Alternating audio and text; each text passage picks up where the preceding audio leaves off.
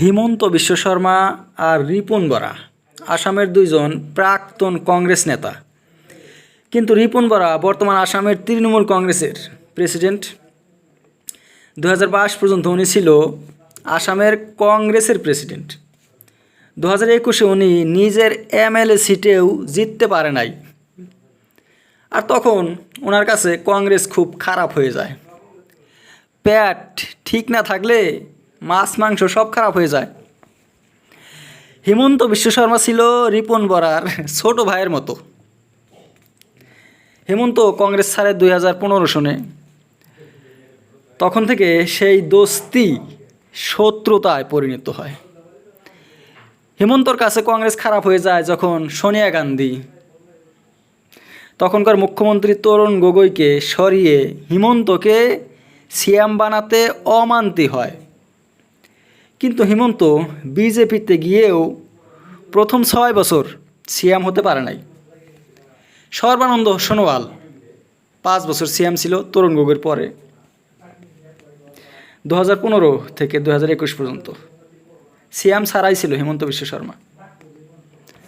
তারপরে যে অবস্থা, দুইজন দুই দিকে চলে গেল কংগ্রেস থেকে।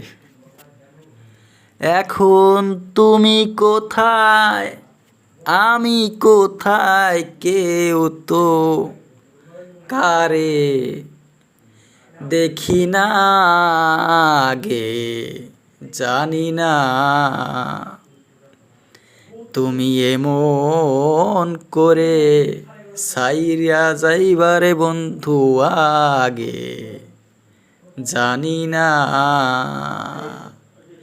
এত বন্ধু, কত বন্ধু, সেই বন্ধু ছাইরা গেলে কি অবস্থা হয় জানেন?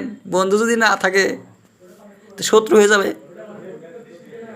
তো একজনে আরেকজনের বিরুদ্ধে যুদ্ধ, তরল দিয়ে যুদ্ধ তো চলে না, কিন্তু মুখ দিয়ে মাথা দিয়ে যত চেষ্টা করে একজনে আরেকজনের বিরুদ্ধে আগ বাড়তে। দুজন মিলে কাজ করছে, কিন্তু এখন একজনের বিরুদ্ধে আরেকজনের পাওয়ার খাটাতে হয়।